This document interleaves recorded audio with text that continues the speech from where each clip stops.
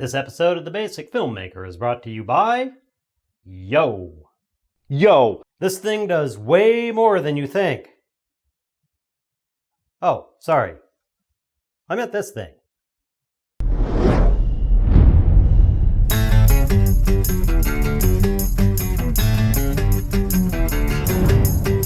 the last episode, we covered some stabilizer basics and what I'll cover in upcoming episodes. Now, when we're talking about stabilizers and shooting stable footage, we are only talking about one thing. That one thing is the camera and whether it's going to be moving or not. There isn't anything else. Either the camera's going to be moving or it's not going to be moving. That's it. So let's talk about a shot where you want the camera fixed, not moving. If you want that kind of shot, you're going to have to get your hands off the camera. Why? Because your hands are moving all the time. Even if it looks like they're not, they are. Here, do this. Grab your camera, start it rolling, and hold it out in front of you for about 2 minutes. Now go watch the footage. Nearly everyone has large or small, minute hand movements occurring all the time, and since your hands are on the camera, all that movement is transferred to the camera. So now we have a problem because you need to take your hands off the camera. That's why you buy a tripod. I can buy a crappy $15 tripod and still pull off video. But you're shooting video and the camera's running the whole time. The slightest wind will cause movement and ruin the shot. And I don't want to mount thousands of dollars worth of gear on something cheap made out of flimsy plastic.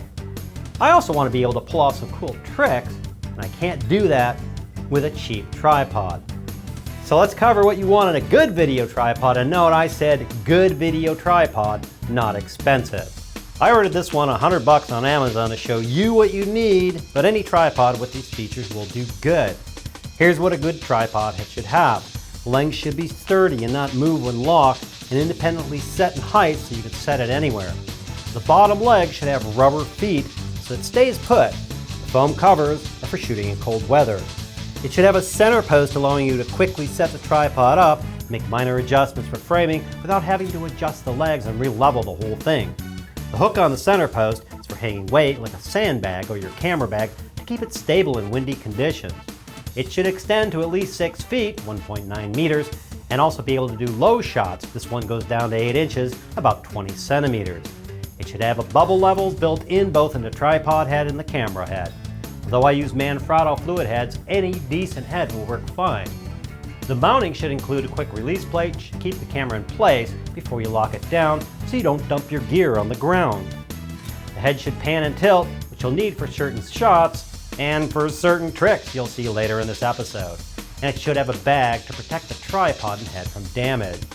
This tripod will hold around 15 pounds, almost 7 kilograms, so I can mount my cameras with battery grip, camera cage, Zoom H4n, Rode mic monitor, and other goodies I need without a problem. And it should offer a warranty like this one, which offers coverage for 10 years. So that's what you're looking at for a good starter video tripod. The point is, don't just buy any old tripod. Again, you're shooting video, not photography, so your camera is recording all the time. Second, you won't be able to pull off all the tripod tricks I'm going to cover in a moment. You have a good tripod, can lock it down and shoot about any fixed, non-moving shot in just about any shooting location. But if you don't have the types of stabilizers I'll be covering in upcoming episodes, it's nice to know you can at least attempt these shots with nothing more than your tripod. And oh yeah, just for the record, I did not invent these tricks. I've been shown many of these by many people over the years. I am probably older than you. There are many blogs, YouTube, and Vimeo episodes on these tricks and tips. I don't know who the hell to credit. So if you're the brainchild behind one of these tricks, hats off to ya, mate. And here's my collection of tripod tricks. Tripod shoulder rig stabilizer.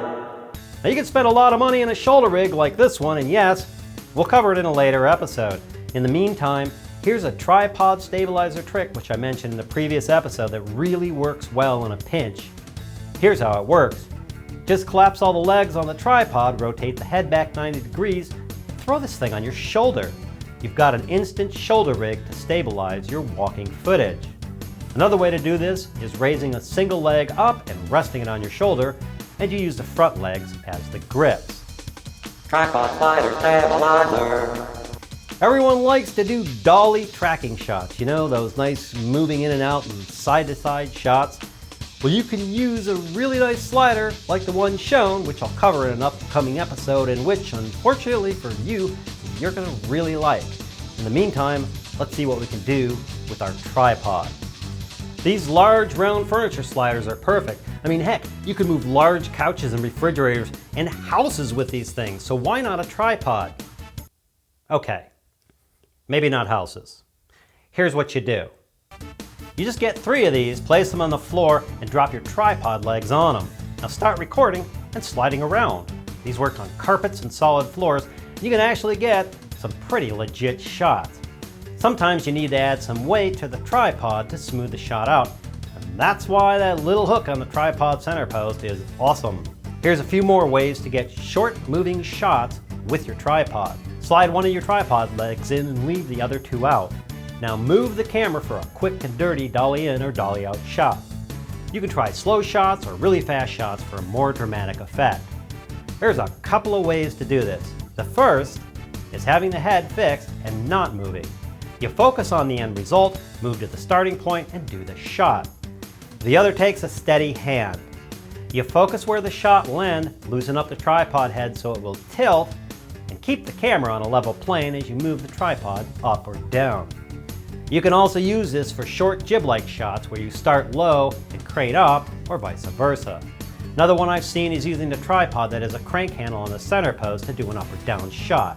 There are a lot of solutions to doing dolly-type shots with a tripod, such as holding the camera while someone pushes you in a wheelchair or a wheelbarrow, shooting from a car, out the window, or from the trunk, having someone push you while you film on a skateboard, and hundreds of other tricks like these, which have been used by filmmakers the world over. If you want to share your trick, leave it in the comments below. Tripod, Steadicam, stabilizer. Okay, you're not really going to get a Steadicam type of shot out of a tripod because it doesn't have a gimbal for the thing to float. Although I'll be covering tricks and tips on cages, fig rigs, and jibs, and actual top quality Steadicam in the upcoming episodes, you should know you can try some of these and do some pretty neat shots. There's the right side up method and the upside down method. The right side up method is simply done by opening the legs and using the center post as the holding point and one of the legs as a guide. Since it's not a real Steadicam, if you run or walk hard, you will get jarring jolts in your footage, so just place your feet down as smoothly as you can while walking or running. For the upside down method, you use 2 of the legs and hold and control the tripod. This lets you get some really nice low shots and works because your hands are really far away from the camera. When you bring your footage in for editing, you just flip it vertically and you're good to go. More tripod tricks. There are times when you need to pan, move the tripod head left or right, or tilt, which is moving the tripod head up or down. There is nothing better than having a really good head on your tripod like the ones from Manfrotto. Regardless, here's a few tricks that have been around since the beginning of time. The rubber band pan trick. You attach a rubber band to the tripod handle and use that for your pan. This takes your hands further away from the camera and has a better chance of not having a jerky pan, especially with cheap tripod heads. The downward tilt trick. If you have a somewhat decent tripod head, you can set the tension on it and just let the head float down all by itself. That way your hands never touch the camera or the tripod. You could also put some weight on the handle and do an upward tilt too. The handle trick. I've seen other tilting and panning tricks, but I like using a piece of PVC or tubing and attaching that to the handle as the pan and tilt shots are smoother. Okay, this has been a rather long episode, but I really wanted to get all these tripod tricks and techniques contained in one place. In the following episodes, I'm going to show you all the different types of stabilizers and the tricks and tips to using each one. I've also included the links in the description below, and hey, if you're one of those DIY type people, go find some DIY episodes on YouTube and build some of these things. That way you'll know exactly what you're looking for when you step up some quality gear. There's my Olivia Tech DIY jib episode and a bunch of really great DIY builds from Knoptop, the Frugal Filmmaker, Crotoflick, Film Riot, all the old Indie Mogul DIY episodes, and many others. Thanks for watching. Thank you for subscribing. Hey, thanks for being a filmmaker.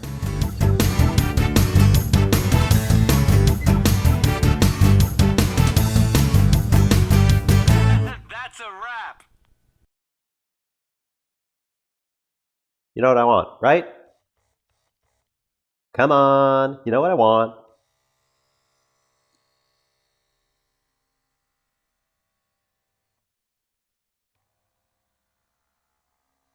That's right.